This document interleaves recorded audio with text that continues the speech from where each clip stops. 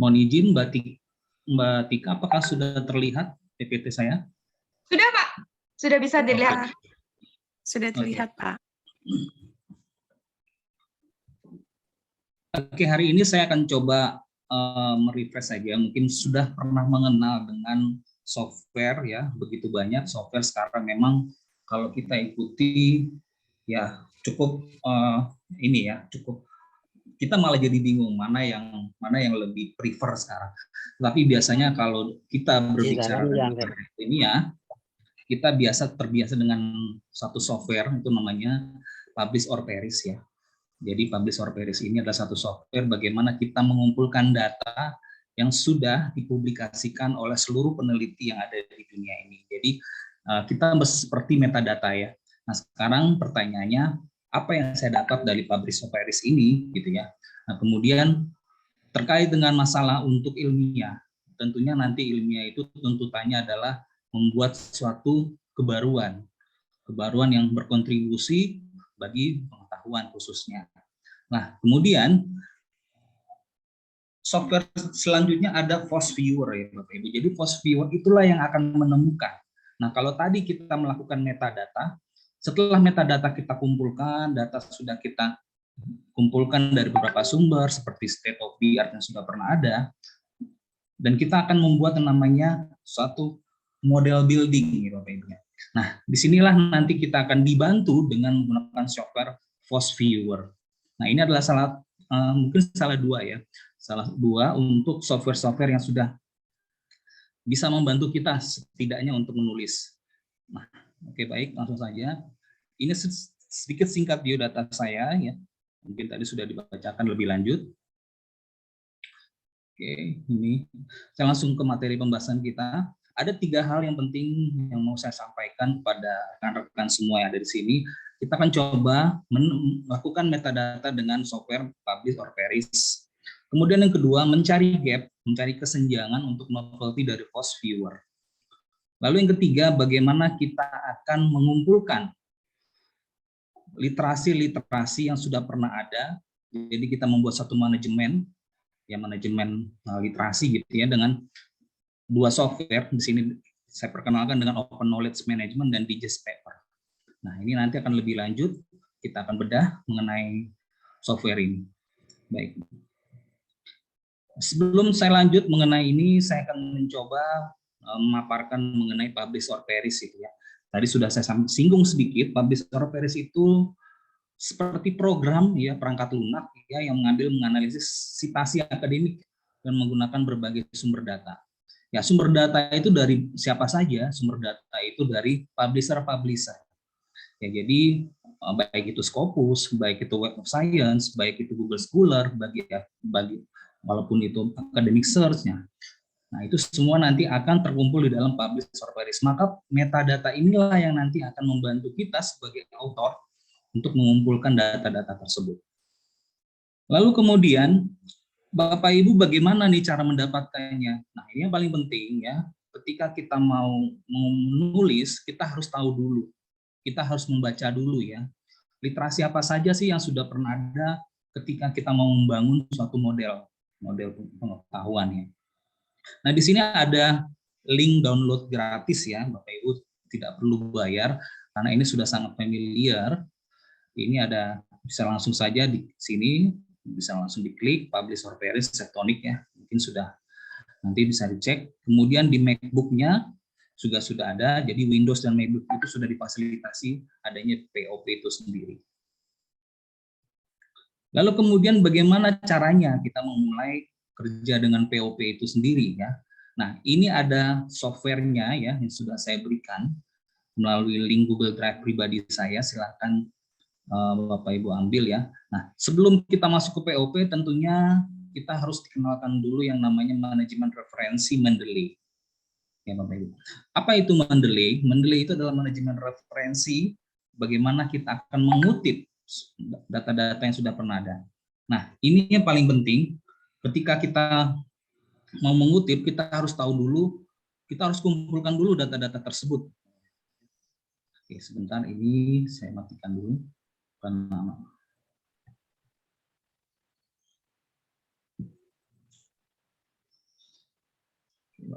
Saya lanjutkan.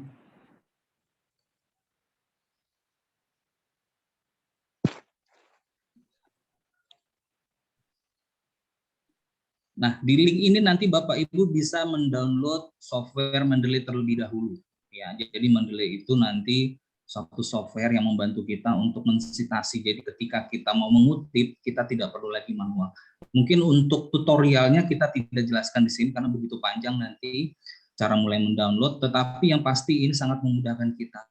Ya nanti Bapak Ibu bisa mencari tutorialnya bisa di YouTube sudah banyak sekali ya. Jadi software ini sangat membantu kita untuk masuk ke POP nantinya.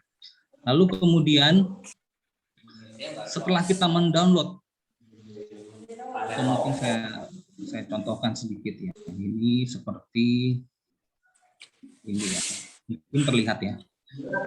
Ini contoh dari Mendeley Desktop.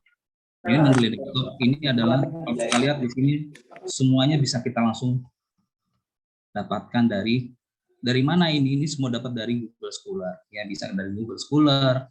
Nah, cara manualnya kalau setelah Bapak Ibu sudah download, ini nanti Bapak Ibu bisa tinggal misalkan kita sudah temukan PDF-nya, kita download, nanti kita tinggal masuk ke sini, tinggal add file, nanti seperti ini.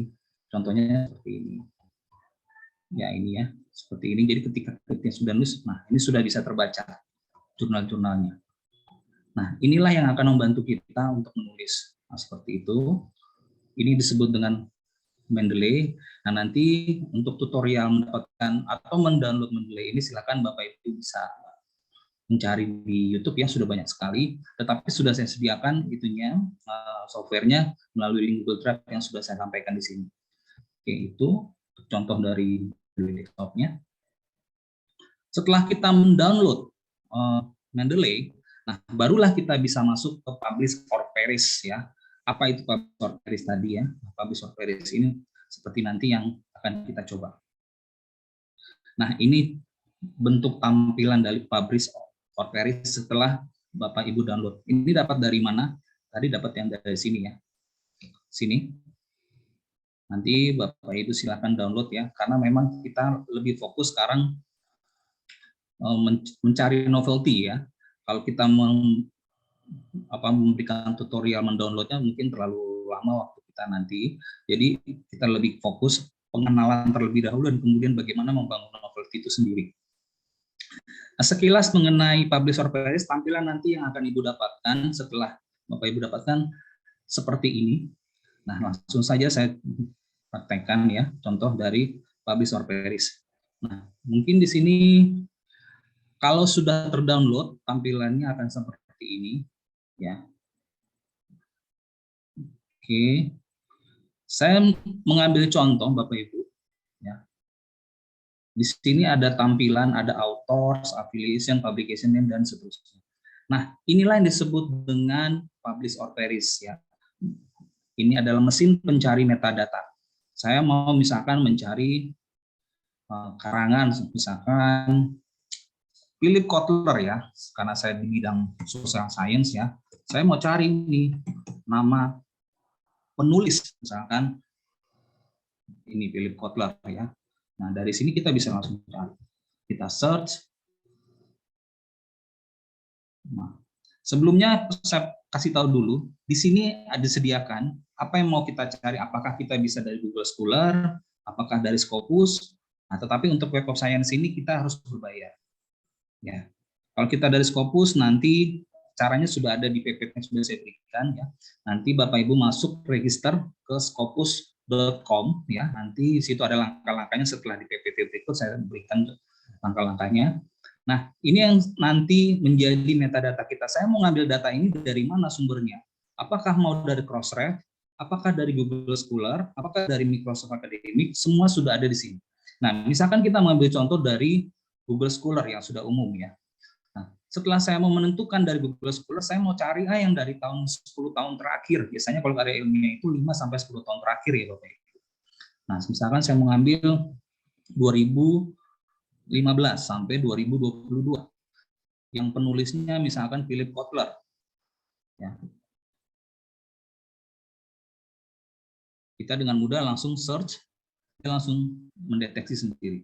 atau mungkin yang lain. Kalau namanya mungkin, tapi namanya harus jelas gitu ya. Misalkan seperti kelas Fargo gitu ya. Seperti itu.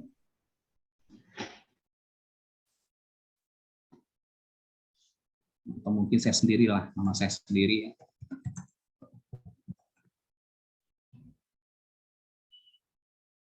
Nah, saya ambil contoh, misalkan ini saya mengambil nama saya sendiri. Nama autor ini atau nama saya sendiri ini, dia sudah menulis apa saja.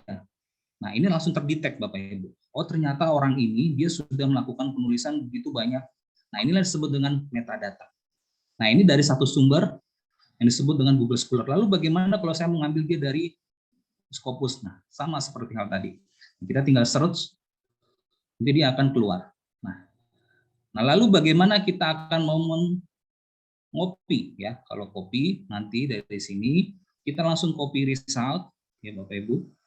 Result nanti kita masuk ke save. Kita masuk save ke, kalau kita pakai Mendeley kita masuk ke Mendeley atau mungkin ke manager juga awal. Nah, ini sorry. Ya result.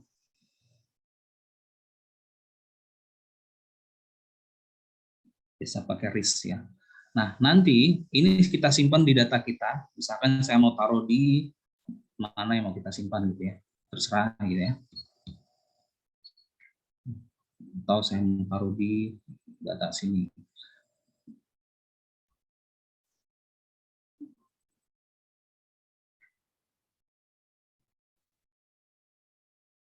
Nah, tadi yang sudah saya taruh di sini, saya mau buka di Mendeley ya. Saya buka Mendeley saya. Oke, sebentar, saya buka Mendeley saya tadi tertutup.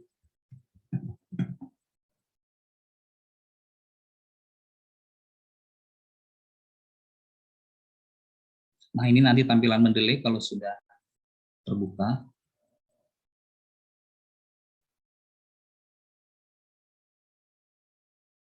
Ya. Tadi saya sudah mendapatkan 2 artikel ya Bapak Ibu ya. Yang sudah saya download dari Publisher Paris tadi. Nah, ini ya, sudah saya save tadi. Sekarang saya mau masukkan di Mendeley saya yang akan saya simpan.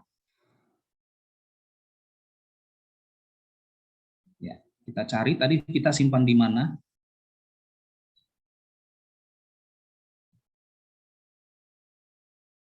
Ya, ini kita tinggal masukkan ke sini.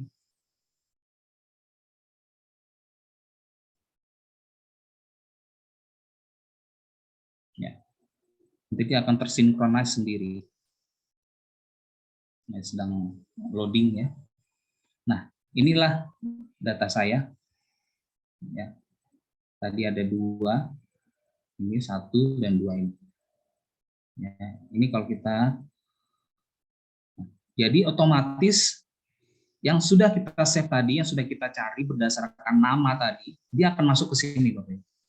Ya, ini kan kalau kita lihat ya Bapak Ibu, mungkin yang belum pernah tahu tentang Mendeley, ini bisa kita update detail. Jadi nanti yang kosong di sini bisa terlihat. Kita klik sebelah kanan nanti akan terlihat sebelah.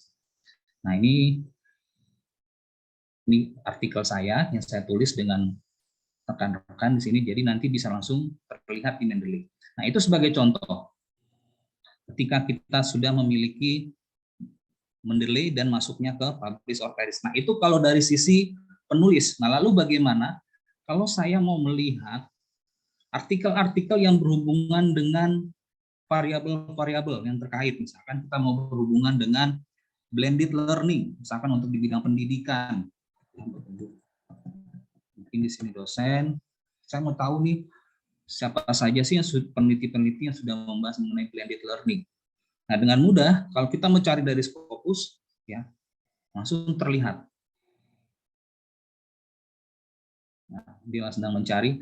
Nah, ini batasannya setiap dia mencari itu 200 Bapak. Walaupun di sini nanti 1000, dia hanya bisa 200. Karena di sini ketentuannya dia 200. Nah, misal.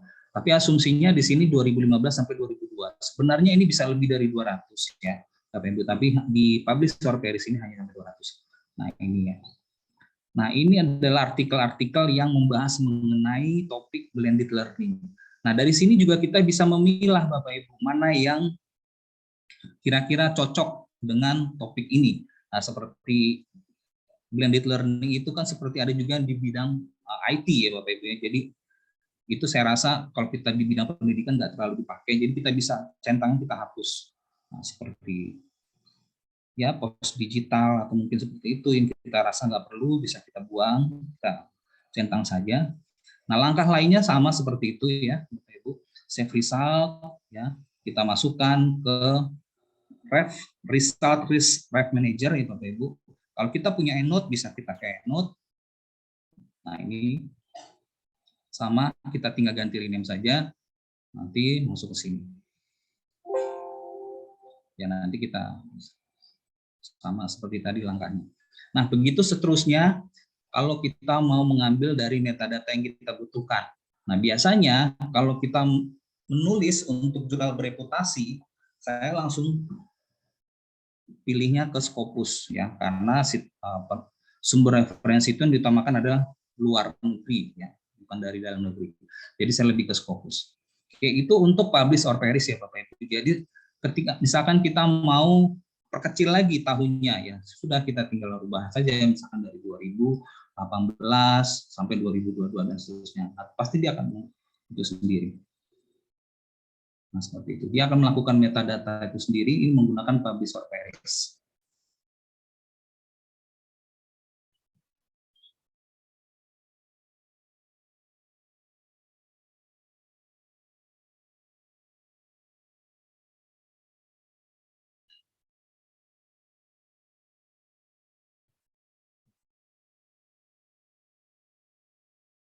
Ya, seperti itu ya Bapak Ibu. Nah, ini nanti kita sebagai penulis bisa memfilter ya mana yang kira-kira cocok dengan topik yang mau saya gali ya. Nah, ini kalau dari sisi kata kunci ya Bapak Ibu. Sekarang kalau misalkan kita mau mencari dari berdasarkan judul. Judul misalkan kita mau berbicara mengenai kalau di bidang social science, bidang saya coba misalkan untuk marketing mix ya. Saya cari berdasarkan dari judul.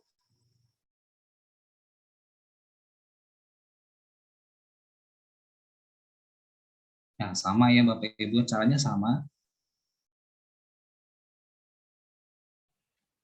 Dia akan mencari sendiri.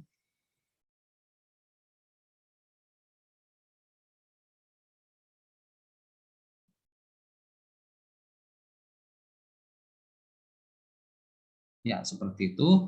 Langkah selanjutnya sama, nanti kita akan langsung save. Apakah nanti kita mau masukkan ke EndNote atau kita masukkan ke Mendeley, silakan. Nanti ada pilihannya sendiri. Oke, begitu. Nah, inilah langkah untuk pertama kita melakukan metadata. Misalkan saya tertarik dengan penelitian ya, yang sekarang lagi booming, misalkan ada sesuatu yang lagi fenomena. Nah, kita tinggal cari saja berdasarkan kata kunci atau title word-nya di sini. Oke, sekilas itu mengenai itu nanti akan kita coba praktekkan bagaimana membangun novelty-nya. Kemudian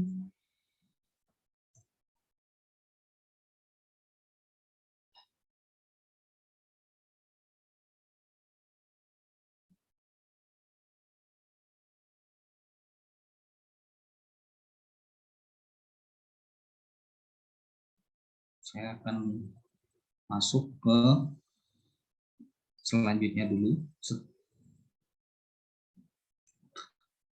Oke, dari POP tadi, nah ini tadi ya Bapak Ibu. Ini adalah contoh, nanti mungkin Bapak Ibu bisa masuk ke www.scopus.com. Kan misalkan kita nanti ya Bapak Ibu mau menulis di jurnal bereputasi.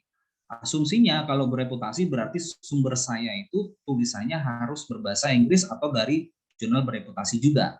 Nah, inilah nanti langkah yang perlu Bapak Ibu ketahui. Berarti nanti saya harus masuk ke www.scopus.com. Nah, jika belum register, silakan terlebih dahulu. Ya, jadi menggunakan email Bapak Ibu. Lalu itu klik sign, masuk ke halaman utama Scopus, lalu scroll ke bawah. Ya, karena kebetulan saya sudah punya, jadi atau mungkin saya langsung praktekkan saja ya.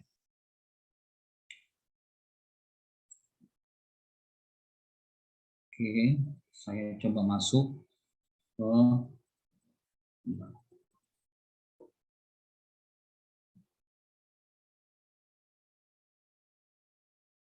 mungkin saya masuk ke Scopus ya. Supaya kita sama-sama tahu, mungkin yang belum pernah mengunjungi ya, www.scopus.com. Nah, ini nanti kita masuk ke sini.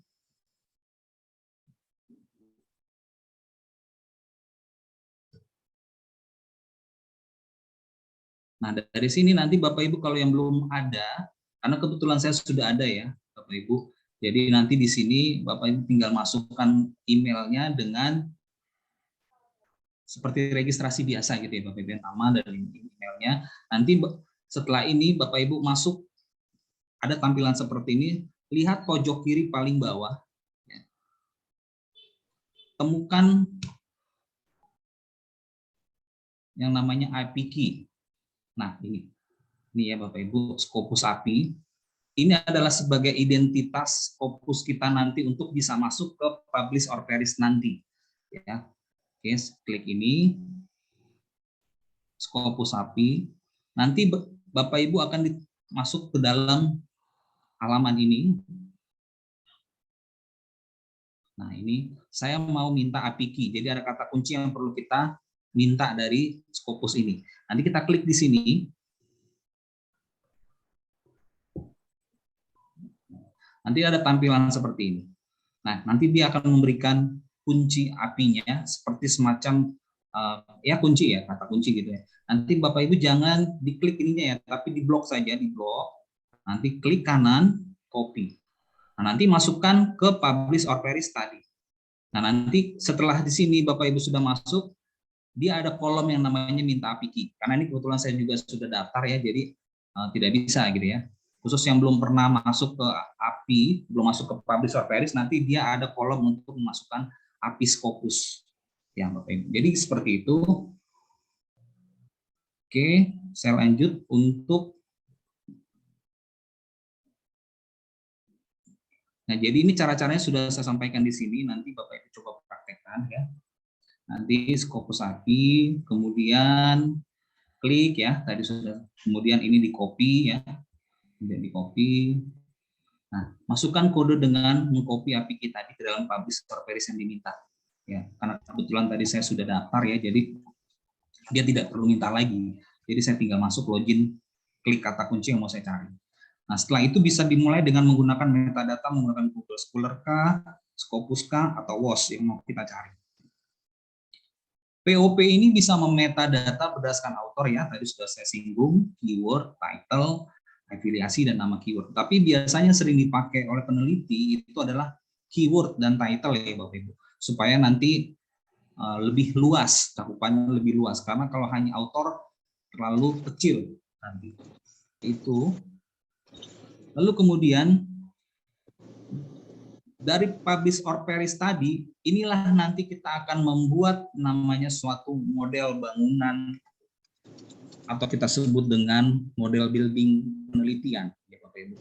Nah, dengan apa? Dengan aplikasi disebut dengan FOSS Viewer ini. Nah, silakan nanti Bapak Ibu masuk ke link ini. FOSS Viewer ini juga gratis ya. Ini kalau bisa saya tampilkan lagi di sini. Bentuknya nanti seperti ini.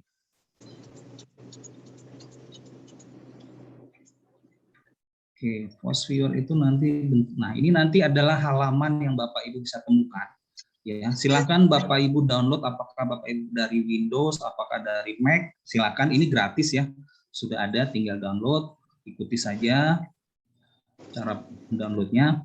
Nah, nanti bentuk tampilan dari FOSS Viewer itu sendiri, nanti akan saya coba. Nggak boleh di situ. Oke. Saya masuk lagi. Ya, nanti tampilannya seperti ini. Nanti kita akan coba ya, karena ini masih informasional dulu, yang perlu diketahui dulu.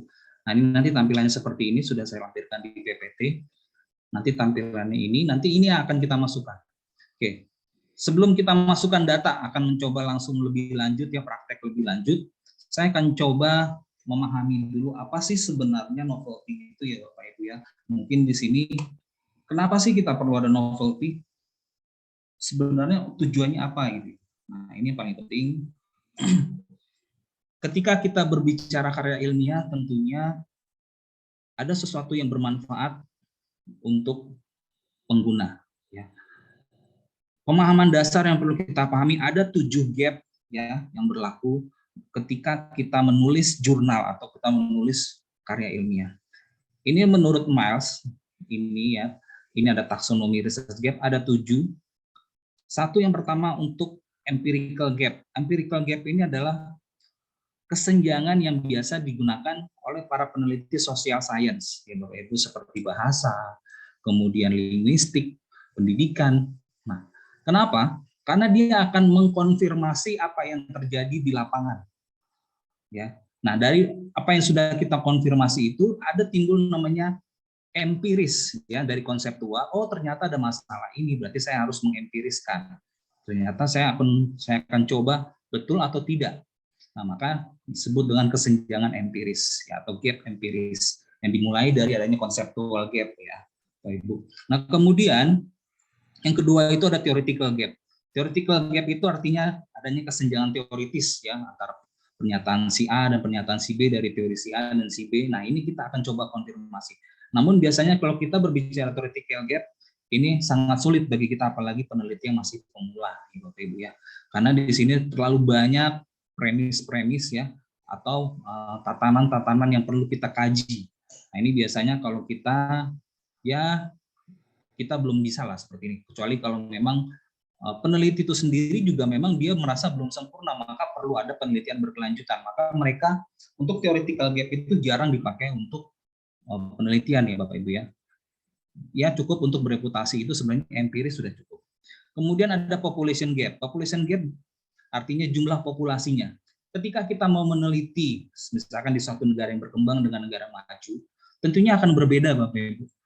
Berbeda di dalam hal jumlah penduduknya, populasinya. Negara berkembang pasti biasanya seperti negara kita, Cina itu penduduknya banyak, ya, tetapi tingkat kemajuan ekonominya tidak terlalu besar.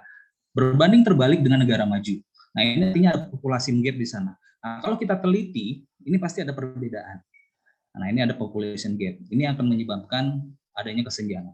Kemudian ada evidence gap. Nah, ini tergantung dari konteks studi yang mau kita pilih. Misalkan kita mau pilih negara kita mau meneliti tentang bahaya bencana untuk negara berkembang, tetapi tidak akan berguna bagi mereka bencana dengan negara yang maju. Nah, itu evidence gap, tergantung tempat konteks studinya. Kemudian ada knowledge gap, ada pengetahuan yang belum terbukti, ada pengetahuan yang masih belum komprehensif. Nah, kemudian ada practical knowledge gap, ini secara praktis pengetahuan yang belum, dan terakhir ada metodologi gap. Nah, metodologi gap ini yang paling sering dipakai ya Bapak Ibu, karena kita sendiri di Indonesia itu banyak sekali metodologi yang dipakai untuk mengukur bagaimana untuk mencari solusi terhadapnya gap-gap ini. Nah, ini biasanya 7 gap ini sering dipakai, tetapi yang sering dipakai untuk penelitian mulai dari S1, S2, S3, nah, itu biasanya kalau berbasis basic research, itu biasanya empirical gap, Ibu ya. Tetapi kalau untuk yang berbasis untuk applied research, itu biasanya dia berhubungan dengan yang namanya knowledge gap, practical knowledge gap. Artinya perlu ada prototipe di sana yang bisa dibangun, artinya ada pengetahuan baru. Nah, itu Bapak Ibu. Ini adalah perbedaan mendasar ya. Ini ada sumber referensinya, saya ambil dari jurnal ya Bapak Ibu ya. Jadi ya, ini ada dasarnya. Gap-gap ini bukan asumsi-asumsi semata ya Bapak Ibu. Jadi ada evidence gap, knowledge gap, practical, methodological, empirical gap, theoretical, population gap. Nah, ini semua sudah diteliti atau sudah dilakukan kajian ulang oleh peneliti-peneliti tersebut, terutama oleh Jacobs ini ya, karena dia sangat intens sekali untuk mencari gap-gap yang terjadi di lapangan. Oke, itu the 7 research gap ya. Kemudian sebenarnya kalau kita berbicara karya ilmiah atau publikasi, kan ujungnya nanti kita ke sana ya Bapak Ibu. Hari ini kita ujungnya nanti mau ke sana. Bagaimana kita akan publikasi, bagaimana kita akan membuat jurnal yang baik. 2 ciri tuntutan publikasi itu ilmiah di jurnal bereputasi yang pasti harus ada gap, ya, harus ada masalah. Itu dulu ya Bapak Ibu, kita harus sepakat dulu di sana, karena kalau nggak ada masalah, ya untuk apa gitu ya. Dan jangan pernah mungkin kita beranggapan masalah itu dibuat-buat. Ya, jadi ngambang, harus jelas masalahnya di mana. Nah, pasti di situ masalah itu terjadi karena ada kesenjangan penelitian. Karena ada kesenjangan tadi, maka perlu ada yang namanya kebaruan atau novelty gitu. Apa yang mau saya kembangkan, apa yang saya dapat. Nah, itu dari tuntutan tadi Bapak Ibu. Nah, kita perlu meneliti lebih lanjut adanya perbedaan hasil penelitian. Nah, ini terjadinya gap itu biasanya ada 5 ya Bapak Ibu. Adanya perbedaan hasil penelitian itu biasanya inkonsistensi. Pengaruh A terhadap B, supported, mendukung, berpengaruh positif dan signifikan. Tetapi di dalam penelitian yang lain berbeda, sama sekali tidak signifikan dan berpengaruh negatif. Nah, itu kan inkonsistensi. Itu yang pertama. Kemudian yang kedua, adanya konsep hubungan yang belum jelas. Konsep ini belum teruji, belum matang. Masih butuh penelitian ulang lebih lanjut. Karena apa? Karena ada masalah yang belum diselesaikan, tergantung dari konteks studinya. Seperti tadi misalkan, kalau kita mau bicara masalah kemiskinan, kenaikan harga, itu tidak akan berlaku bagi negara maju, tetapi bagi negara berkembang itu akan sangat berpengaruh. Artinya ada hubungan yang belum jelas. Ya. Kemudian yang ketiga, adanya keterbatasan penelitian sebelumnya. Ada keterbatasan yang masih perlu kita gali. Keterbatasan itu apa? Bisa itu dari hasil statistik, kemudian dari jumlah populasi, kemudian dari konteks studinya. Nah, itu biasanya nanti di dalam jurnal itu ada di conclusion ya Bapak Ibu. Di conclusion nanti di situ kalau jurnal bereputasi itu wajib ditampilkan adanya keterbatasan. Nah, itulah yang akan menjadi celah peneliti selanjutnya untuk melengkapi atau menyempurnakan. Nah, maka timbullah namanya state of the art. Dan kemudian yang keempat adanya future research. Nah, setelah kita menulis jurnal sampai paragraf terakhir, rangkaian terakhir, penting bagi peneliti itu membuat suatu rujukan, ya. Jadi dia menyarankan kepada peneliti selanjutnya untuk mengembangkan penelitian ini. Karena apa? Nah, ini disebut dengan future research. Nah, ini nanti biasanya lebih detail dia harus mengembangkan atau memberikan saran variabel yang baru. Nah, kemudian yang kelima, memang benar-benar belum diteliti. Nah, maka dari hal itu semuanya perlu yang namanya kebaruan atau novelty. Nah, inilah yang akan kita bahas hari ini, gimana ya caranya mencari novelty itu. Nah, lalu kemudian menemukan kesenjangan gap penelitian itu merupakan sumber utama latar belakang masalah penelitian ya. Kalau kita ngomong disertasi ya ini sudah pasti. Jadi masalah itu memang benar-benar nyata ya. Atau tidak harus disertasi, skripsi juga sebenarnya sudah seperti itu ya. Jadi benar-benar nyata ada masalah di latar belakangnya. Kemudian ini ada contoh yang penting Bapak Ibu ketahui di mana adanya perbedaan hasil penelitian. Beberapa hasil penelitian telah membuktikan adanya hubungan yang kuat antara Matsuno bla bla bla bla. Ini penelitinya, sedangkan hasil penelitian yang lain itu dia nggak mendukung nih si Han bla bla bla. Berdasarkan beberapa penelitian tersebut, hasil penelitian menguji pengaruh orientasi pasar terhadap kinerja masih memberikan kesimpulan yang berbeda-beda. Nah, kalimat inilah yang akan menjadi acuan kita. Oh, ternyata berbeda-beda ya. Oleh karena itu perlu dilakukan penelitian lanjutan untuk menjelaskan hubungan kausal antara orientasi pasar dan kinerja. Nah, inilah yang akan menjadi celah kita sebagai peneliti. Oh, ternyata ini masih ada yang belum clear, ada yang belum jelas di sini. Nah, itu sebagai contoh. Nah, kalau kita gambarkan di dalam bentuk variabel, Bapak Ibu, di sini ada orientasi pasar, di sini dia bilang berpengaruh, tapi di satu sisi dia bilang nggak berpengaruh. Wah, berarti inkonsistensi dong nih. Akhirnya, dengan adanya inkonsistensi tadi, saya harus membuat suatu variabel yang baru. Apa ya yang bisa menengahi itu? Apakah nanti saya akan pakai moderasi kah? Atau nanti saya akan pakai mediasi? Nah, biasanya kita akan mencoba menggali itu dengan literatur review ya Bapak Ibu ya. Nah, dengan cara apa? Yaitu tadi, dengan publish or perish tadi. Itulah yang akan membantu kita.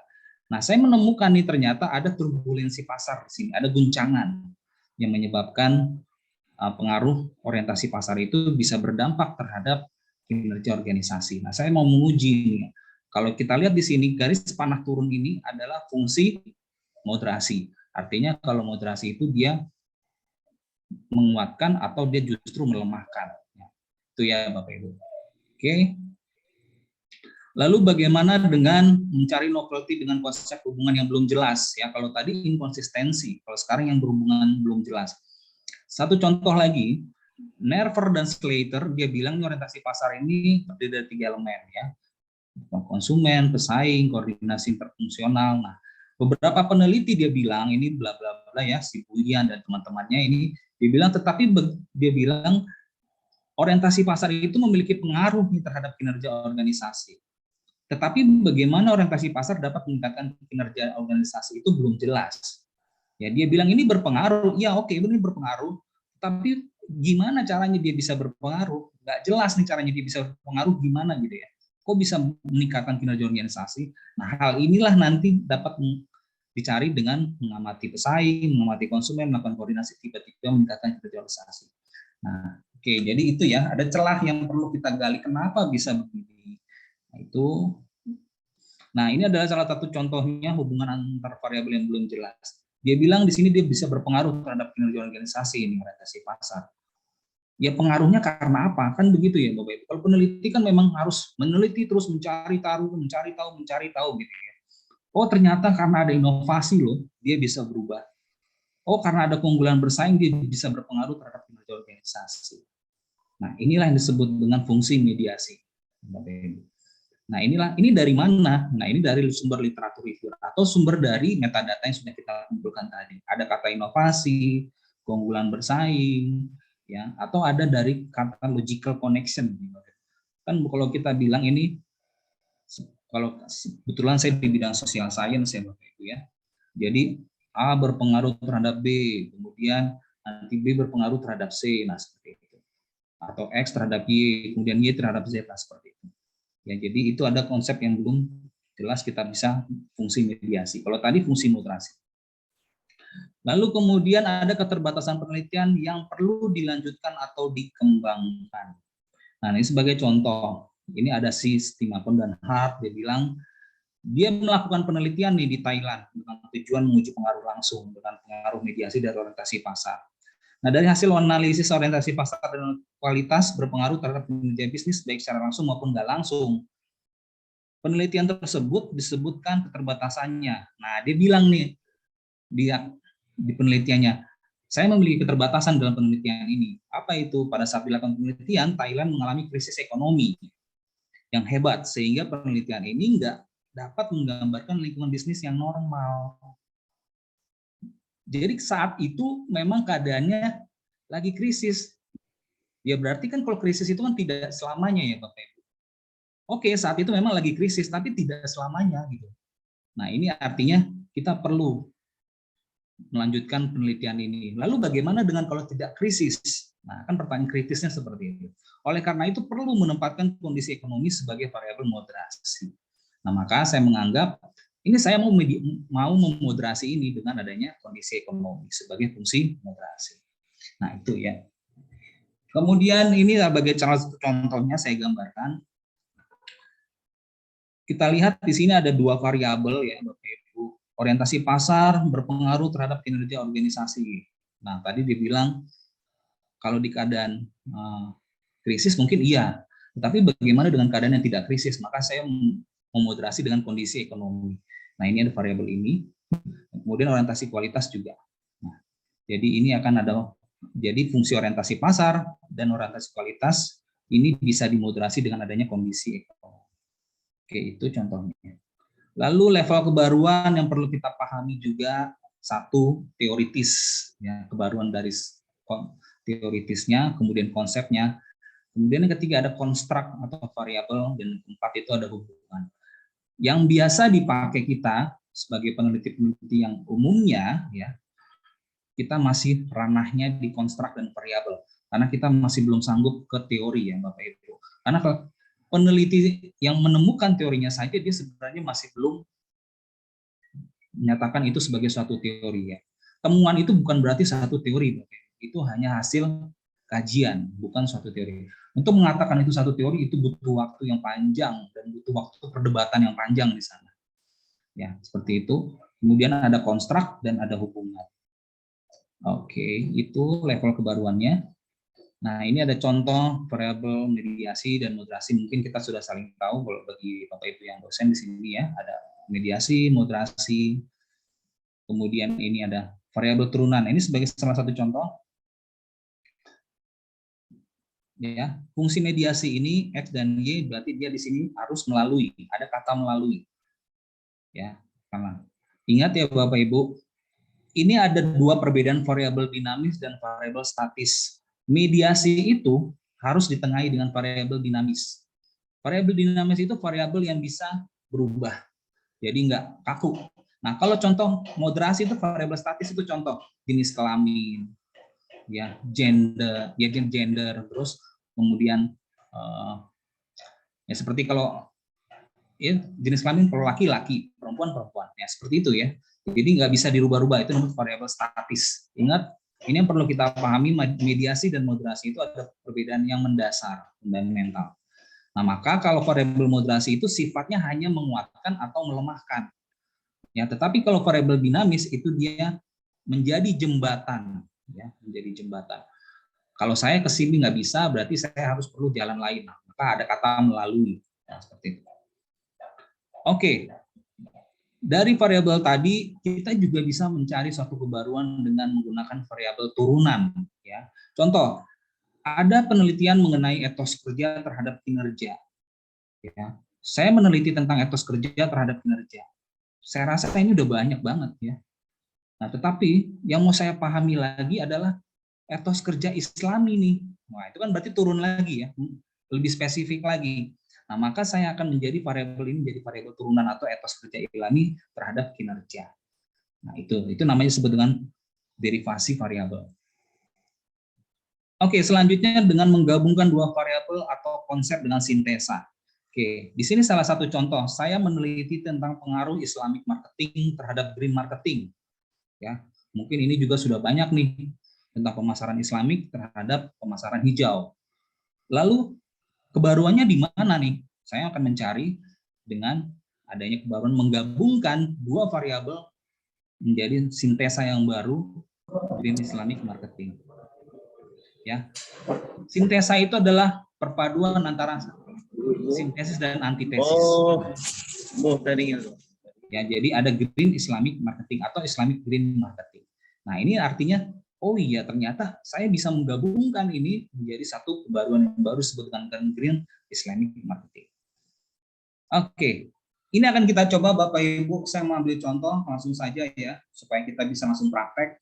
Saya mengambil contoh karena kebetulan saya di bidang marketing, ya, social science, bidang saya mengambil contoh, ini ada masalah terjadinya inkonsistensi, yang masalah mengenai pemasaran kewirausahaan terhadap kinerja pemasaran. Ada yang bilang ini berpengaruh, di satu sisi ada yang bilang ini nggak berpengaruh. Nah, kira-kira dari dua variabel ini, saya ini harus gimana, ya? Ternyata ini banyak masalah nih di sini. Ada yang bilang berpengaruh, ada yang nggak berpengaruh, gitu ya. Nah, maka ini harus kita cari. Saya harus buat apa ini untuk mengisi variabel tengah ini? Saya mau menyelesaikan masalah ini, gitu ya. Nah, kita sebagai peneliti harus bisa mencari sesuatu yang baru yang bisa bermanfaat bagi pengetahuan, ya.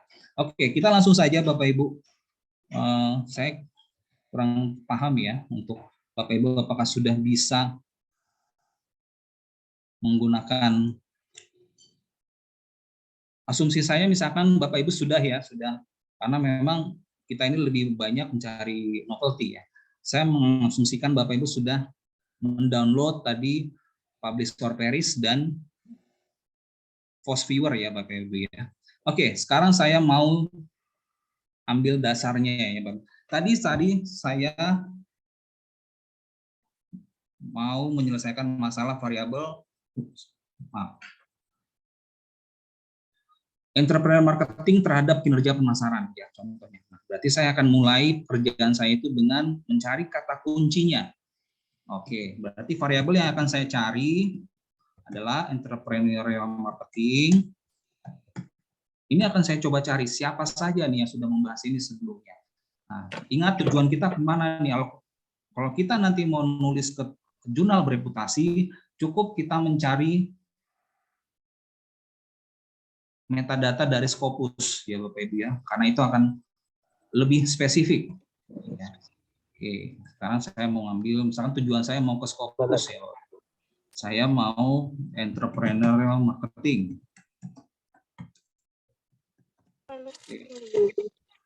Oke, saya mau mencari dari 5 atau 10 tahun terakhir. Oke, misalkan saya mau klasifikasikan 2017 sampai 2000 atau 5 tahun terakhir saja supaya lebih terbaru ya. Oke. Nah, ini Scopusnya tahu dari mana? Di sini ada kelihatan how to search with Scopus ya Bapak Ibu ya. Nah, kalau misalkan di sini dia Google, nanti kelihatan Google di sini. Nah, ini ada tulisan how to search with Google Scholar. Nah, ini sekarang saya pakai langsung dari Scopus saja. Saya ulangi. Saya mau mencari kebaruan nih dari adanya masalah ini tadi, entrepreneurial marketing terhadap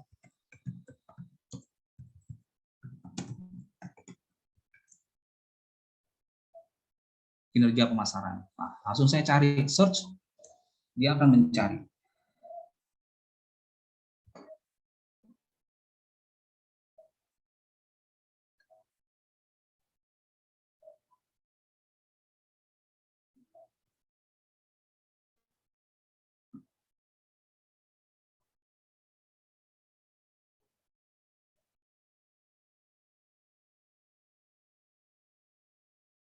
Oke, ini adalah data-data yang sudah saya peroleh ya dari tahun 2018 sampai 2022 ternyata ada sejumlah papernya itu sekitar publication-nya 2000. Sini di sebelah kita lihat ya Bapak Ibu ya.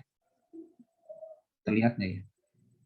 Oke, ya ini ada publication-nya 2018 sampai 2022 ya, citation-nya 4. Nah, ini papernya ada 200 ya.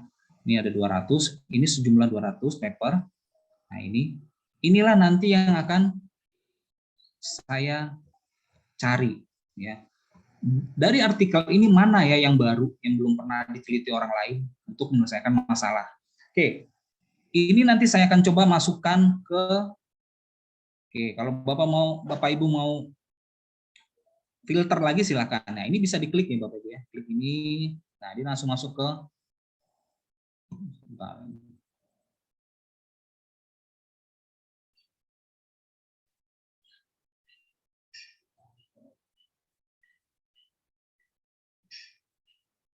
Oke, bentar ini tadi masuk ke sorry.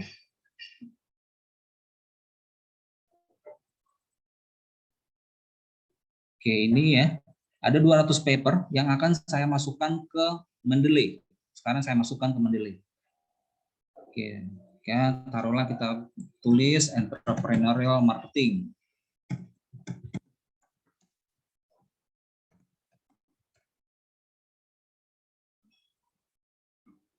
Oke ya, sudah. Nah, saya sudah mengambil data dari Publisher Paris ini. Sekarang saya masuk ke Force Viewer. Oke. Sekarang saya cari, saya buka sistemnya, aplikasinya.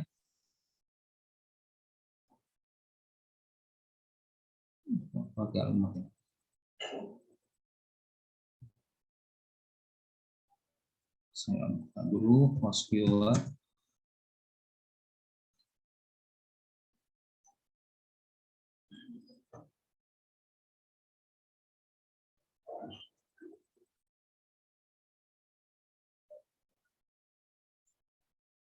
sedang membuka.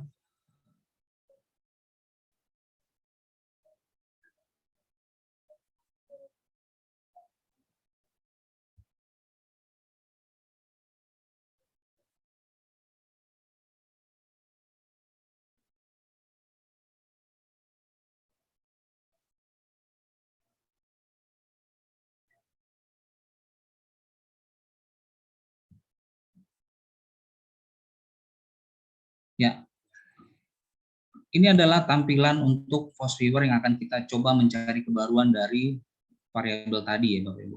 Oke. Sekarang kita klik create ya. Nah, ini kita next ya, create map based on network data. Nah, Force Viewer. Nah, ini kita klik.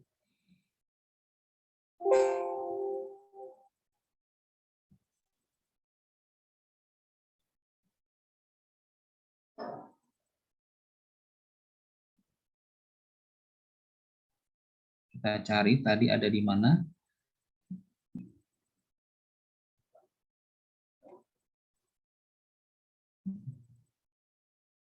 Tadi ada di penelitian, kalau kita ada di sini.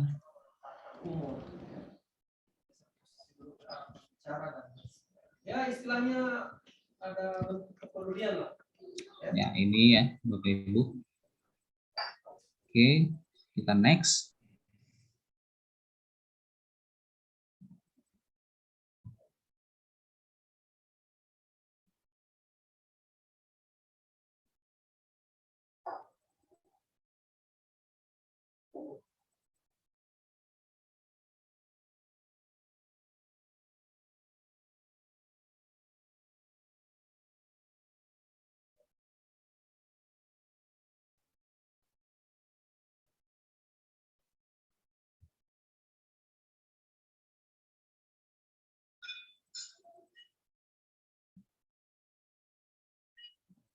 Coba kita ulangi lagi. Saya ambil lagi dari sini.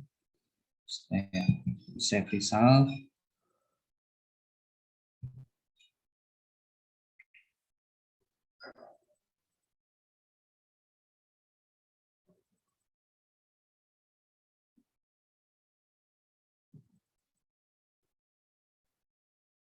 Ya, ini kita masukkan ke sini.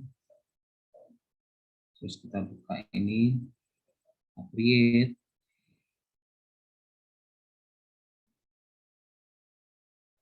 Read data ini ya, read data from reference manager file.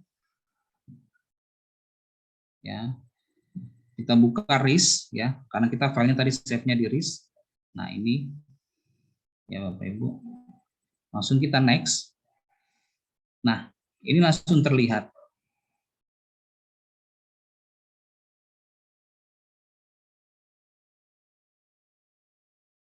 Next. Nah, ini adalah number dokumen yang ada dalam author. Nah, jadi ada 192 author yang sudah membahas mengenai entrepreneurial marketing ya Bapak Ibu. Nah, kita next. Nah, ini kita next.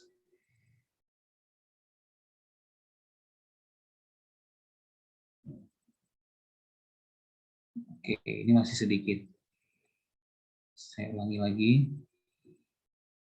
Coba kita ulangi lagi ya.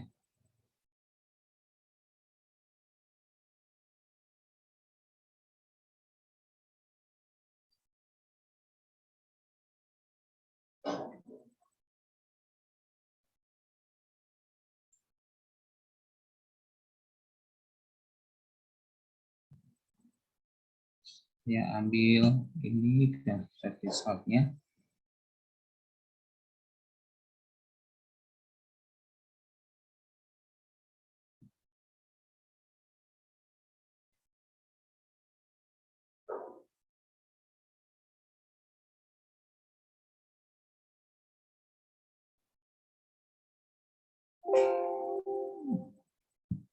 Oke.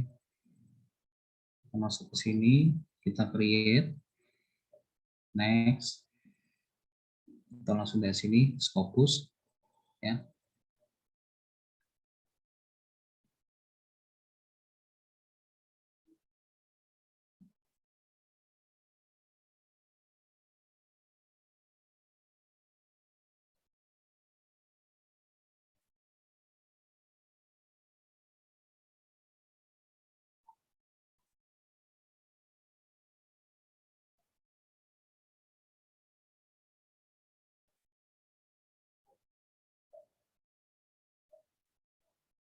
and next.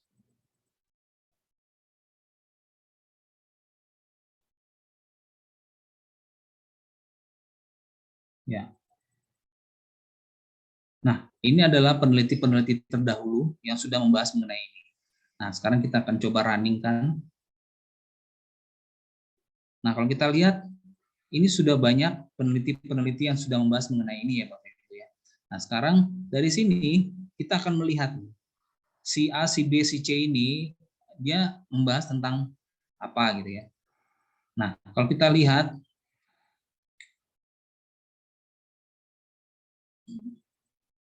oke, ini masih terlalu menyebar ya. Saya ambil contoh topik yang lain misalkan ya. Terlalu menyebar. Saya ulangi ya Bapak Ibu ya. Misalkan program marketing gitu ya.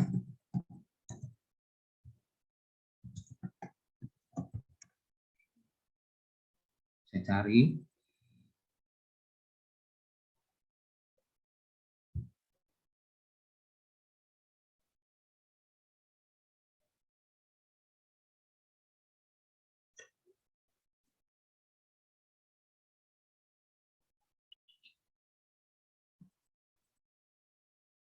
Oke, dia akan mencari terus sampai 200.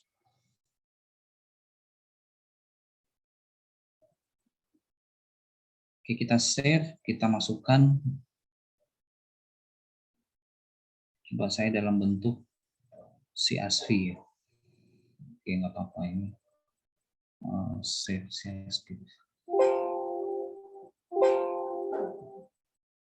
Oke, kita buka lagi Force Viewer-nya dengan hal yang sama, cara yang sama, create, kemudian create network data.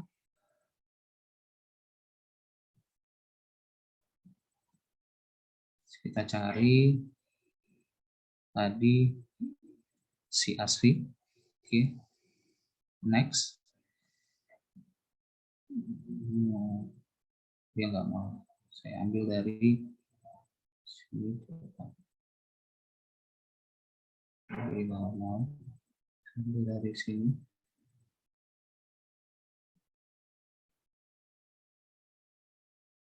CSV ya. Oke, next.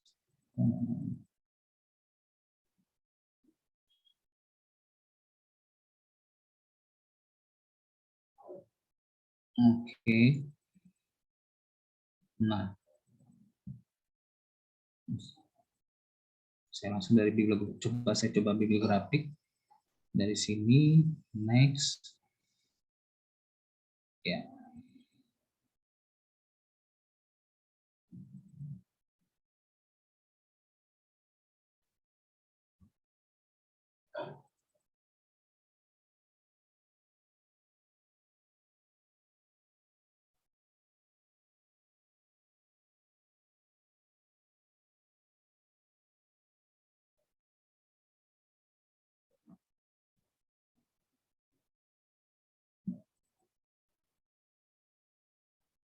Ya, kalau kita lihat di sini ya Bapak Ibu ya, ini adalah warnanya ada kuning ya, ini network visualization ya. Jadi kita lihat ini masih menjauh ya, titik-titik ini masih menjauh.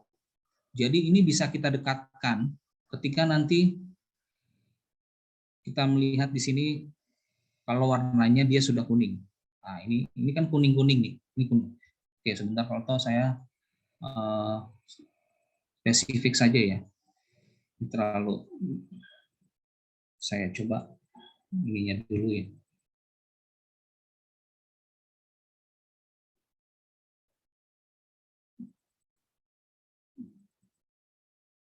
Save-nya ke sini, kemudian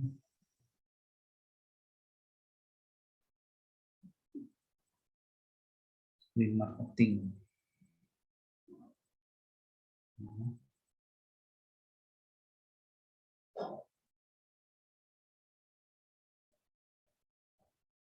Bit text lah.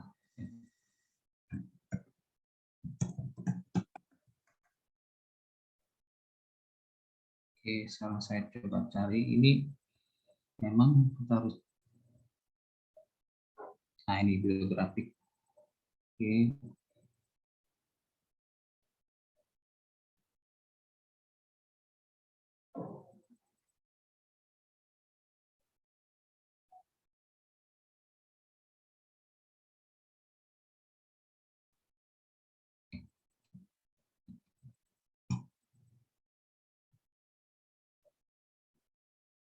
Oke, ini next ya, Bapak Ibu.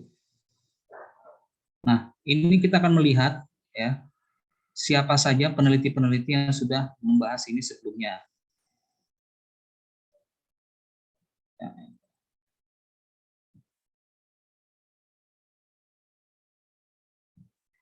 Atau nanti begini saja, sini saya ambil contoh ya, Bapak Ibu. Ini kebetulan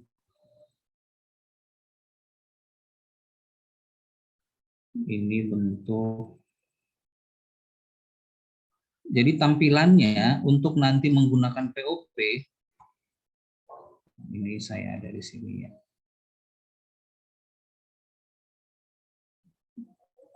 Oke, sebentar. Ini tidak terdeteksi.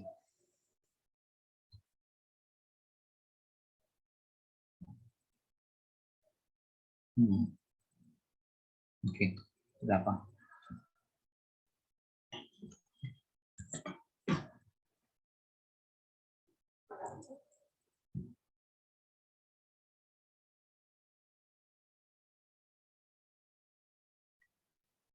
Ini pop site.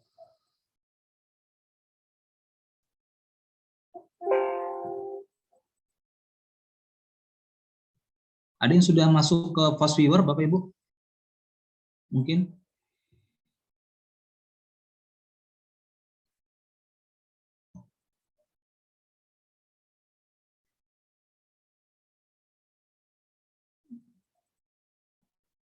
Saatnya saya masukkan ke titik.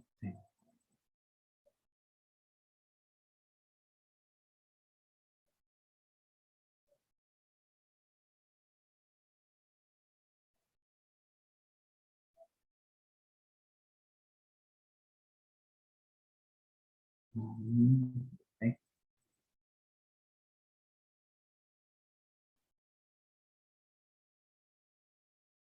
Oke, ini kita masukkan ke sini.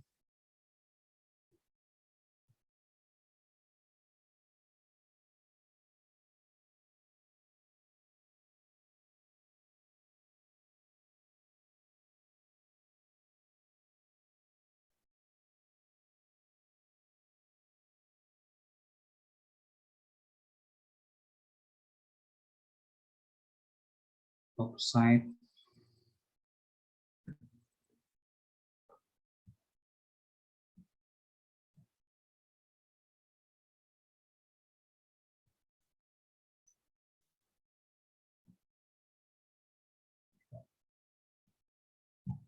Coba ini saya matikan dulu ya, ini kok nggak jalan.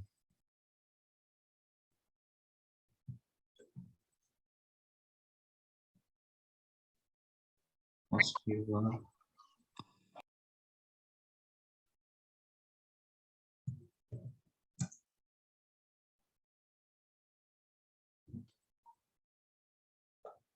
Saya buka lagi ya, karena dia tidak keluar ininya. Ada kendala di Post Viewer ini.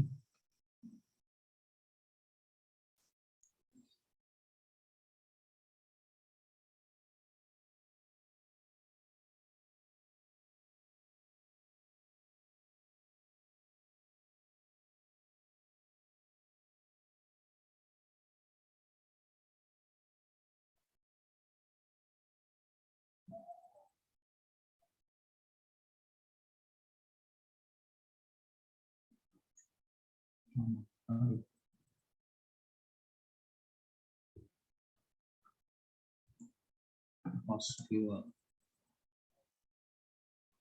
Oke, ini sudah ini. Oke. Kita coba lagi ulang ya Bapak Ibu ya. Ini agak susah tadi. Misalkan kita mau mulai, kita ulang.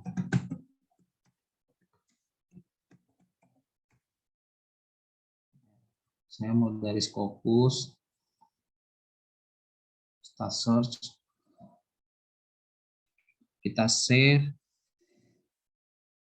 posisinya kita mau CSV kah, trace atau apa gitu ya. Jadi nanti kita coba masukkan ke dalam bentuk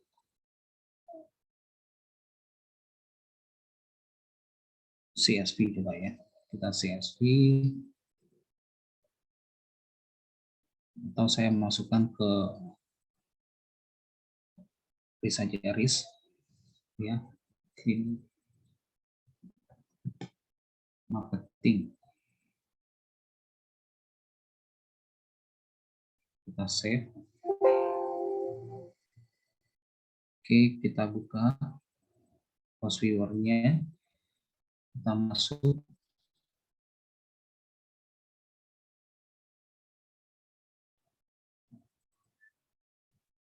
Footprint marketing.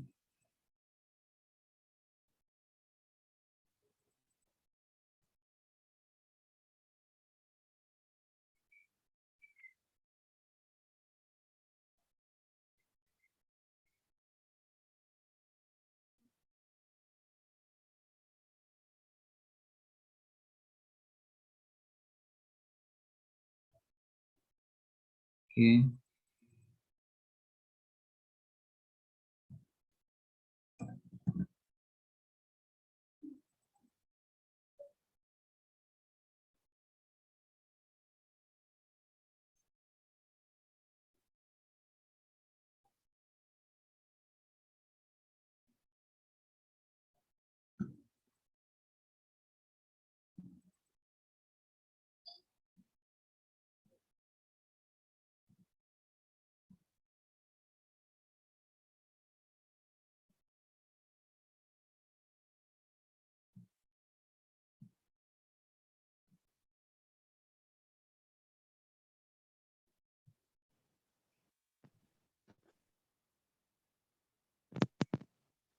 Fokus. Nah, ini. Kita next. Nah, ini. Ya, oke, ini sudah.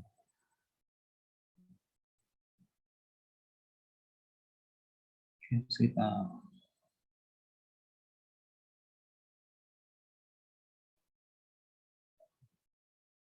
next, finish.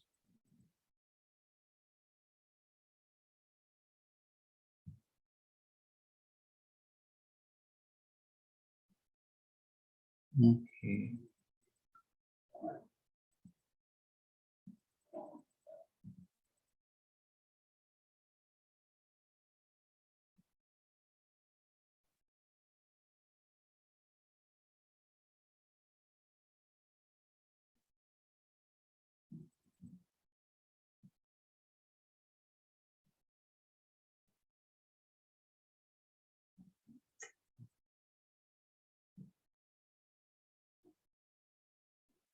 Nah, inilah contoh ya Bapak Ibu ya. Saya ulangi ya Bapak Ibu ya. Ini contoh kalau saya mau membahas mengenai entrepreneurial marketing terhadap firm performance. Tadi saya ulangi ya Bapak Ibu. Kita mulai dari ini ya Bapak Ibu. Save result ya, save result kita masuk ke refresh manager, kita save. Kemudian kita masuk ke post viewer. Tadi agak susah intinya sistemnya. Nah, nanti kita pilih create map based on text data. Ya. Jadi nanti pilih ini, kemudian kita pilih read data from reference manager file, apakah bentuknya ENOTE, RIS atau REVOC ya. Nah, ini juga bisa nanti bisa dalam bentuk Web of Science, Scopus. Nah, kalau kita punya langganan Scopus bisa langsung ke sini. Nah, karena kita tadi dari POP, kita pilih RIS, ENOTE, dan REVOC. Nah, ini kita klik ya. Nah, ini nanti masuk sini next.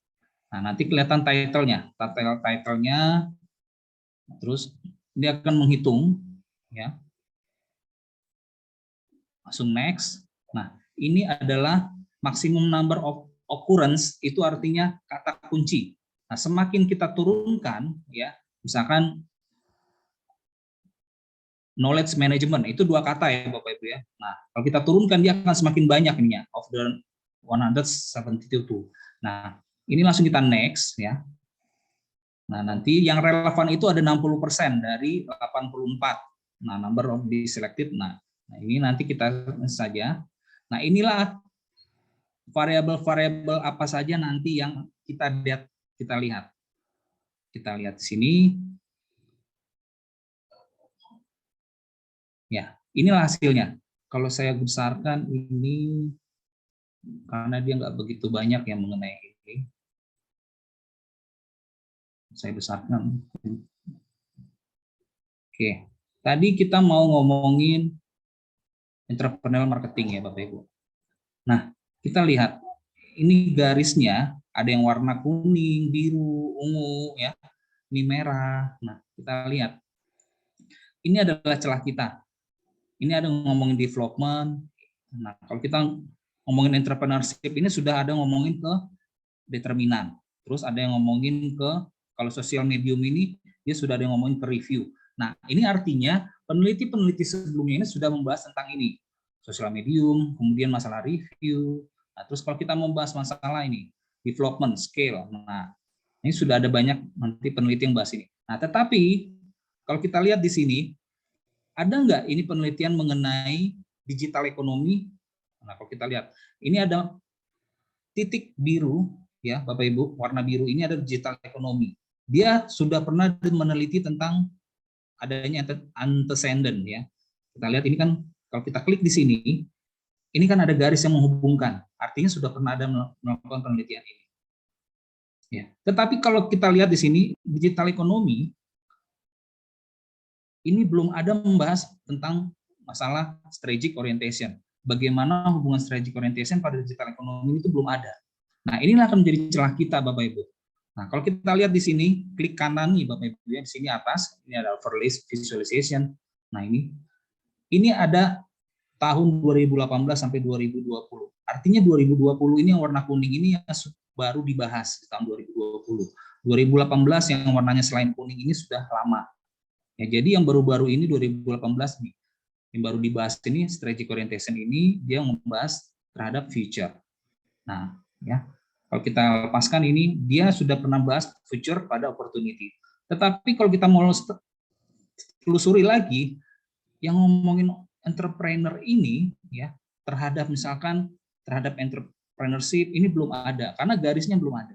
Nah, maka di sini kita lihat kalau yang warna kuning ini artinya peneliti semakin dia terang warnanya, ini sudah banyak yang meneliti tentang ini. Nah, kalau yang warnanya masih gelap, ini yang masih samar-samar, itu masih sedikit.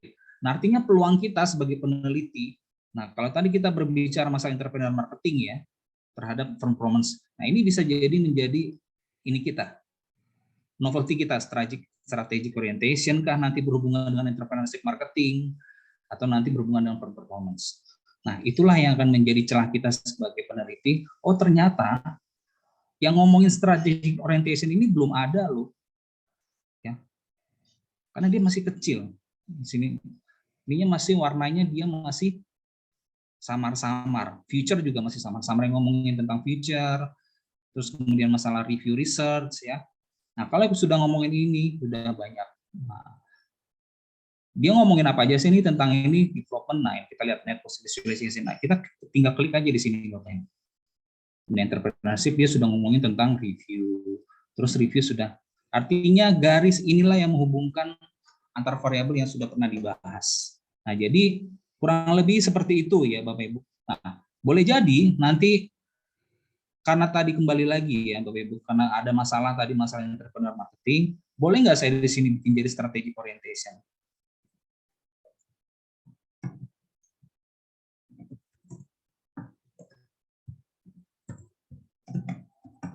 Ya pasti boleh. Kenapa? Karena saya sudah melakukan metadata, ternyata yang ngomongin strategic orientation ini belum banyak. Dari mana? Ya dari sini ketahuannya. Di tahun 2020 ya, itu masih sedikit. Ya, semakin terbaru itu warnanya kuning. Tapi kalau kita lihat dari sini, warna ini, nah, ini kan masih samar-samar ya Bapak Ibu ya. Nah, kalau kita ngomongin entrepreneurship, pada entrepreneur digital ekonomi udah banyak ya. Tapi kalau kita ngomongin entrepreneurship terhadap strategic orientation itu sedikit. Ya, jadi kurang lebih seperti itu. Itu yang bisa menjadi kita temuan atau menjadi novelty kita menggunakan POP dan menggunakan force viewer. Nah, maka setelah kita dapat ini, kita mau cari tahu dong, si strategic orientation ini ngomongin apa ya? Nah, maka perlu kita buat yang namanya sintesa. Nah, artinya di sini ada fungsi mediasi strategic orientation ini, dia bisa meningkatkan kinerja perusahaan. Dengan adanya pemasaran kewirausahaan, dia akan bisa meningkatkan yang namanya orientasi strategis. Nah, dengan adanya orientasi strategis, tentunya dia akan bisa meningkatkan kinerja pemasaran. Nah, tips untuk membangun novelty, ini buatlah konstruk baru melalui proses sintesa. Ya, Bapak Ibu, seperti sintesa yang tadi ini. Nah, ini sintesa ini menggabungkan dua variabel menjadi satu variabel konstruk yang baru. Nah, oke. Nah, kemudian saya mau mencari tahu, ini kan masih mentah ya Bapak Ibu ya, strategic orientation ini kan masih belum ada penelitian sebelumnya yang membahas ini. Kalaupun ada, masih kurang komprehensif untuk kita teliti lebih lanjut. Nah, maka kita perlu mencari literatur-literatur yang mendukung ini, mengenai ini. Maka perlulah kita mencari dengan menggunakan software lagi, Open Knowledge Maps. Ya Bapak Ibu. Nah, sekarang saya coba praktekkan ya, ada tinggal sedikit lagi materi kita. Open Knowledge ini bentuknya seperti ini.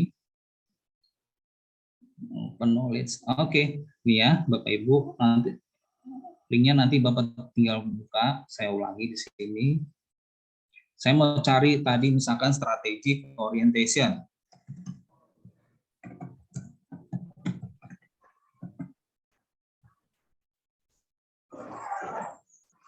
Ya, kita cari.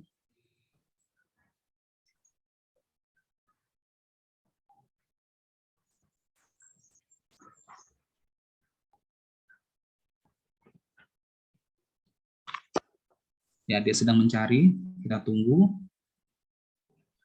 Siapa sih yang sudah pernah membahas ini sebelumnya? Kan ini masih celah kita nih untuk membangun kebaruan. Ya.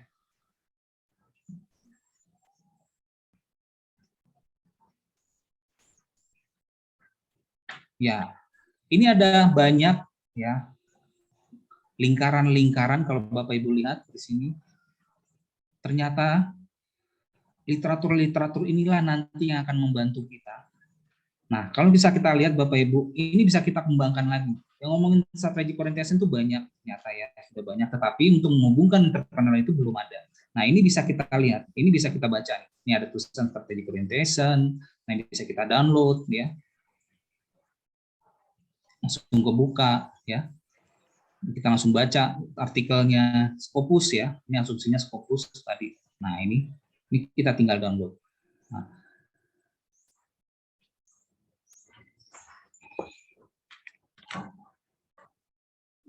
Nah, kita lihat ini ada lingkaran di luar. Ya, artinya kalau yang di luar ini dia tidak mendekati ini. Jadi ini kita tidak usah pakai. Jadi pakailah literatur-literatur yang ngomongin strategic orientation ini atau yang berbicara strategic orientation ini yang saling mendekati ini. Nah, inilah yang akan menjadi landasan kita. Oh, ternyata strategic orientation ini juga bisa berpengaruh loh terhadap kinerja pemasaran. Ini buktinya sudah ada penelitian sebelumnya sudah membahas ini. Nah, ini jadi menjadi acuan kita. Nah, sekarang kan begini ya Bapak Ibu, kalau kita mau baca satu jurnal, dua jurnal, it's okay. Tapi bagaimana dengan jurnal-jurnal ini yang sudah banyak, ya, misalkan ratusan. Nggak mungkin kita semuanya kita baca dalam satu hari ya. Penelitian kita kan bukan penelitian untuk mencari Nobel ya Bapak Ibu ya. Penelitian kita kan hanya untuk bersifat menyelesaikan kuliah atau untuk mempercepat kepangkatan gitu ya.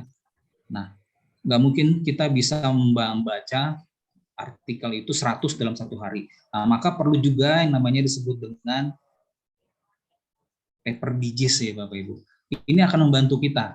Paper digest itu apa? Paper digest itu adalah ringkasan ya aplikasi ya. Jadi kalau saya punya artikel, contohnya tadi seperti tadi gitu ya. Saya sudah download nih yang tadi.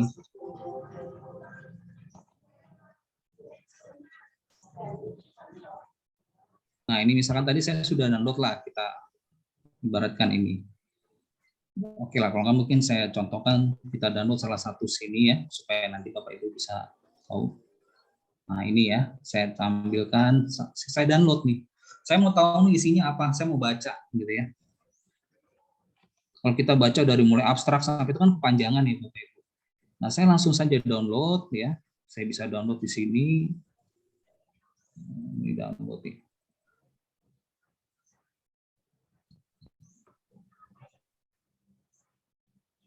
Nah, ini kita download ya.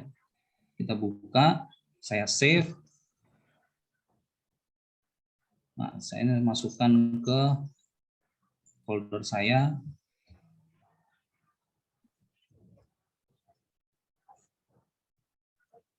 Ya, ini misalkan strategic orientation.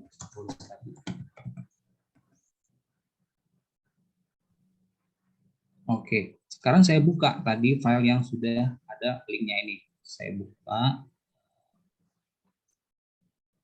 Terus ini saya sudah knowledge, saya buka. Nah, ini ya. Saya buka Digis Paper.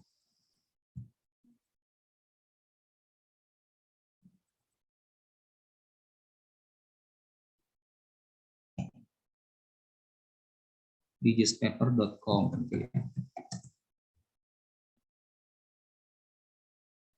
Oke, saya mau baca nih, ya mau baca isi artikel itu tadi apa tuh, kan gitu ya. Kita mau baca.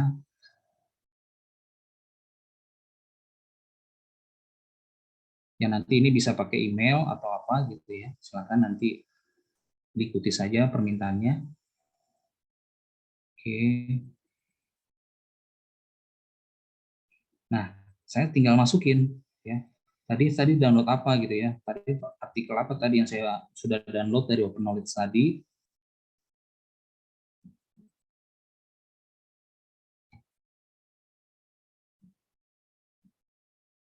Oke.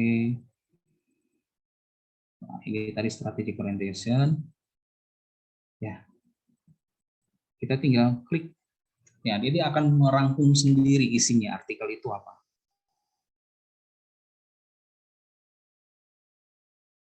Nah, sini kita langsung bisa tahu paper itu dia mau bicara tentang apa, what this paper is about ya. Jadi ini apa yang bisa kita pelajari dari paper tadi. Jadi secara singkat dalam waktu hitungan detik ya Bapak Ibu, kita nggak perlu baca semuanya, tetapi inti dari artikel tadi sudah bisa kita ketahui. Ya, jadi kira-kira itu ya Bapak Ibu cara kita membangun suatu baruan. Jadi memang banyak aplikasi yang sangat-sangat membantu kita dari keempat aplikasi yang kita pelajari hari ini. Nah, mungkin ini bisa membantu mempercepat kalau kita mau buat paper, bikin jurnal ya, tuntutan dari kita sebagai seorang mahasiswa atau mungkin sebagai seorang dosen. Jadi tanpa harus membutuhkan waktu yang lama, cari novelty, terus cari literatur, baca jurnal, langsung kita tulis. Ya, sudah selesai, kita tinggal kembangkan dengan sistematika penulisan jurnal ilmiah yang standar. Nah, saya kira itu saja mungkin yang bisa saya sampaikan, silakan jika ada yang mau bertanya. Saya kembalikan ke Mbak Tika.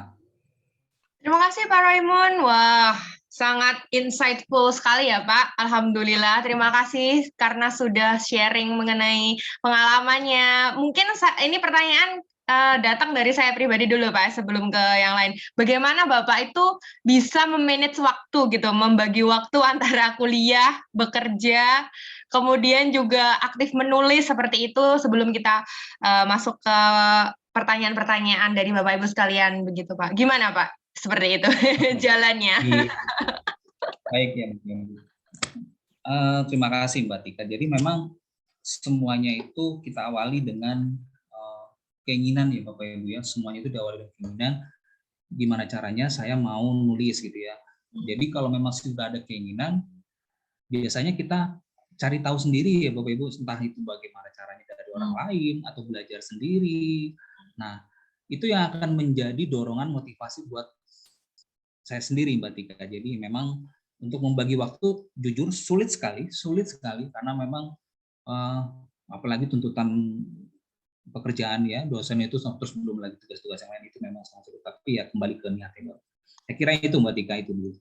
Oke, terima kasih Pak. Ini langsung saja masuk ke peserta, yaitu dari Ibu Prasanti Adriani. Assalamualaikum warahmatullahi wabarakatuh. Perkenalkan, saya Prasanti izin bertanya kepada Pak Roymun, bagaimana cara untuk kita mencari jurnal bereputasi, misalkan Scopus menggunakan Publish Osperis. Tadi sudah dijelaskan ya Pak ya, by the way.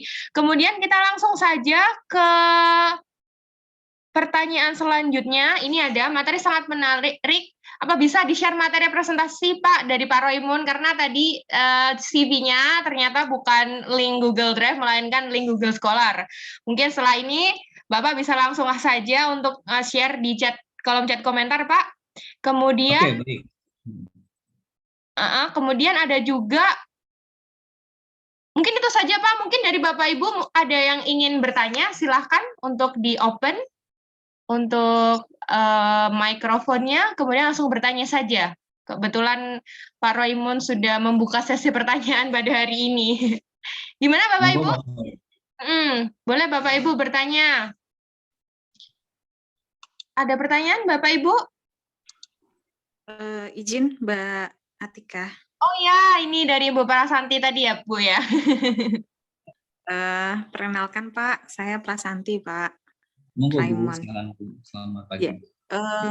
Senang sekali bisa kenal Pak Raymond karena banyak sekali ilmu yang sudah didapatkan. Terus saya melihat itu ikut bangga begitu. Kenal saja ikut bangga dengan Pak Raymond dengan begitu banyak prestasi begitu. Dan saya berharap ke depan saya bisa tetap berdiskusi begitu dengan Pak Raymond karena jujur masih banyak yang perlu dipelajari. Nah, kembali untuk pertanyaan Pak, memang untuk saat ini mungkin dalam penelitian itu yang paling susah adalah mencari masalah itu tadi ya Pak ya.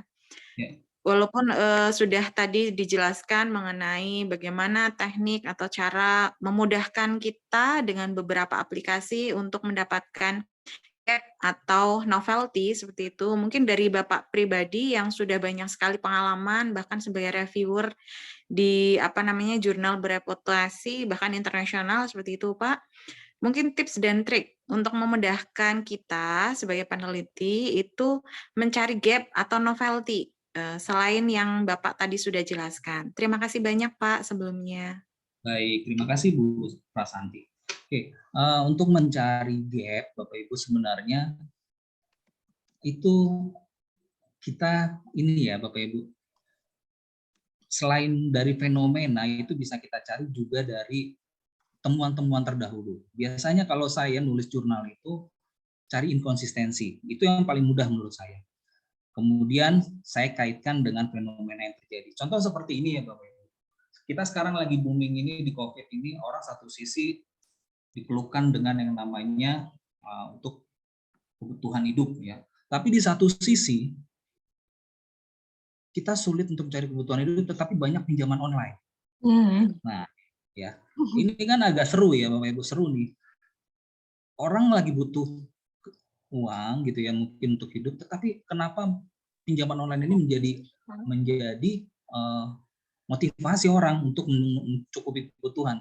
Nah, dari situ kita bisa mencari teori-teorinya, apa yang mencari kebutuhan, apakah teori kebutuhan atau disebut dengan teori kebutuhan atau memang melatar belakang itu adalah teori dari kita mau meneliti dari sisi perusahaannya, ada keunggulan bersaing dari perusahaan. Nah, ini kan menjadi topik yang menarik. Nah, dari situ saya biasanya Bapak Ibu untuk mencari jurnal-jurnal. Kata kuncinya sama seperti tadi. Misalkan pinjaman online di Google Scholar. Nah, itu nanti kita baca siapa yang ngomong ini mendukung, siapa yang tidak mendukung. Nah, dari situlah nanti saya akan menemukan gap, saya tulis di latar belakang, baru nanti saya kembangkan. Nah, caranya seperti apa ya? Caranya seperti tadi. Mungkin saya dengan menggunakan post viewer, oh ternyata ini belum banyak nih yang ngomongin ini nih. Yang ini belum banyak nih ngomongin ini. Ya udah, akhirnya nanti saya mensintesa. Ya, jadi akhirnya kita berangkat dari masalah yang nyata dulu ya Bapak Ibu, karena reviewer itu sangat tertarik dengan yang konkret. Ya, baru nanti dia kaji lebih dalam dengan teoritisnya. Ini masuk nggak ke teori ini? Karena saya sendiri kalau membaca artikel Bapak Ibu, saya akan melihat fenomena yang terjadi dulu, ini benar nggak? Jangan sampai ini hanya sekedar suatu konsep ya Bapak Ibu ya. Seperti tadi ya, gap itu kan ada empiris ya Bapak Ibu. Gap itu empiris, konsep itu kan masih mentah ya, mentah. Terus kita uji, ternyata ini berpengaruh nggak di lapangan. Nah itu namanya jadi fenomena gap. Nah, jadi disebut dengan empirical gap. Saya kira itu Bu, semua berangkat dari fenomena dulu ya. Oh baik Pak. Berarti kalau boleh menyimpulkan, kita lihat dulu fenomena sesuai dengan bidang kita, kemudian kita review jurnal sesuai dengan apa yang kita minati, begitu nih Pak? Ya betul sekali Bu Prasanti. Jadi setelah kita lihat, kita baca jurnal, nah kita temukan, ya nanti kita membuat satu sintesa dengan cara yang tadi yang saya berikan tadi dengan cost viewer, publish or perish, ya. Nah itu membantu kita Pak. Saya kira itu Bu. Terima kasih banyak Pak Raymond. Baik, Kuncinya Pak. berarti memang tetap rajin membaca atau review jurnal ya Bapak. Pak. Ya baik Ibu, terima kasih betul. Terima kasih Ibu Prasanti Adriani dan Pak Roymond. Mungkin dari peserta yang lain atau Bapak Ibu ingin menyampaikan materi pertanyaan lanjutan mungkin? Atau sudah cukup sekiranya? Halo? Sepertinya sudah cukup, Pak. Alhamdulillah, Pak. Sudah cukup untuk hari ini. Terima kasih untuk Bapak Ibu. Silakan untuk klik link absensinya di chat box ya Bapak Ibu ya.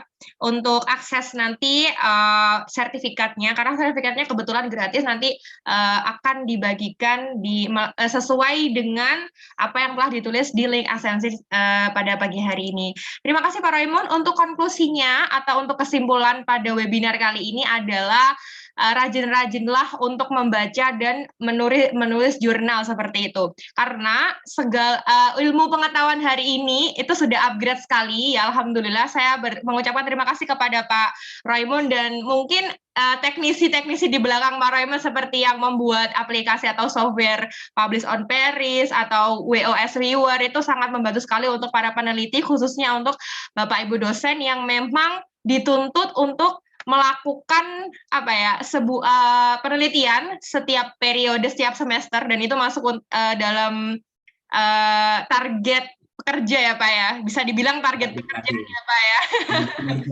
Seperti itu. Untuk betul sekali. Untuk Bapak Ibu mungkin yang ingin akses untuk materi atau rekaman dari Pak Raymond, nanti bisa japri saya, atau saya sudah sertakan nomor WhatsApp saya di chat box, karena sebetulnya ini adalah salah satu kegiatan yang dilaksanakan oleh Asosiasi Dosen Kolaboratif Lintas Perguruan Tinggi, di mana tidak semua dosen bisa mendapatkan akses ini. Oleh sebab itu, jika Bapak Ibu hari ini ingin mendapatkan link dari rekaman ataupun juga CV dari Pak Raymond, bisa langsung untuk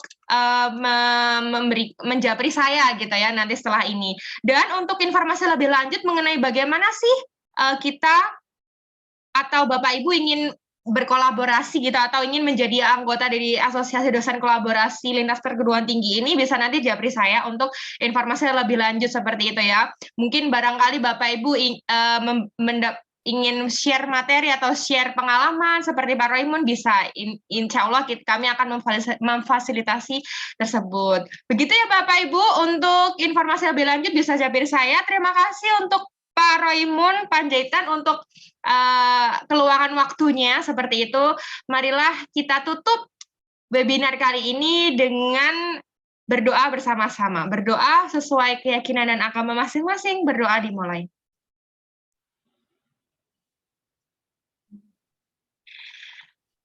Terima kasih Bapak Ibu, selamat beraktivitas, selamat berakhir pekan. Wassalamualaikum warahmatullahi wabarakatuh. Selamat siang. Selamat siang. Terima kasih Mbak Tika. Terima kasih Pak Raymond Panjaitan, semoga menjadi amal jariah.